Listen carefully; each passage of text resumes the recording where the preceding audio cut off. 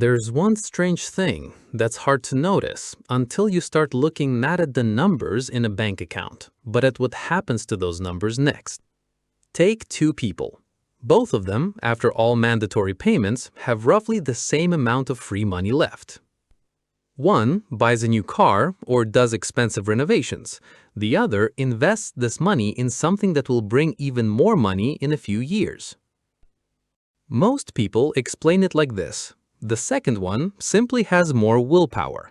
He knows how to save. He's not like everyone else. But this explanation starts to crack when you look deeper, because the same person who saves on everyday things can easily spend huge amounts on a private jet, an art collection, or a house he almost never uses. It turns out it's not about spending less, it's about spending differently. And this is where a question rises that the usual explanation about discipline doesn't answer. To understand what's happening, you need to look not at the person, but at the environment they're in. For most people, money is a resource that quickly turns into life. An apartment, food, a car, vacation, small joys. Here, money serves one purpose: to make today a little better, or at least not worse. But for those who have significantly more money, it starts to perform a completely different function. It becomes not a means of consumption, but an instrument of positioning in the system. Every dollar either works to increase control or is considered wasted. And this is where things get really interesting. Because if it was only about personal choice and character, we would see many more rich people who just live beautifully and spend.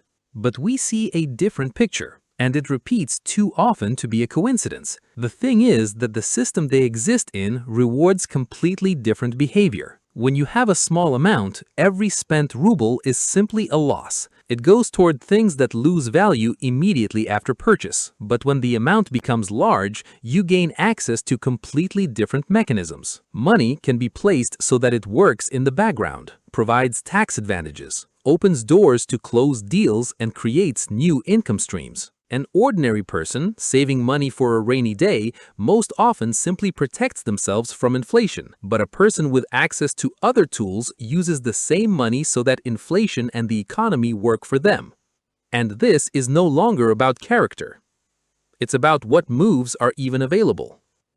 But even this is not the full picture, because the difference goes deeper. When money starts working as an instrument of power rather than a means of consumption, its owner gains the ability to influence the rules of the game itself. They can invest in companies that later lobby laws convenient for them.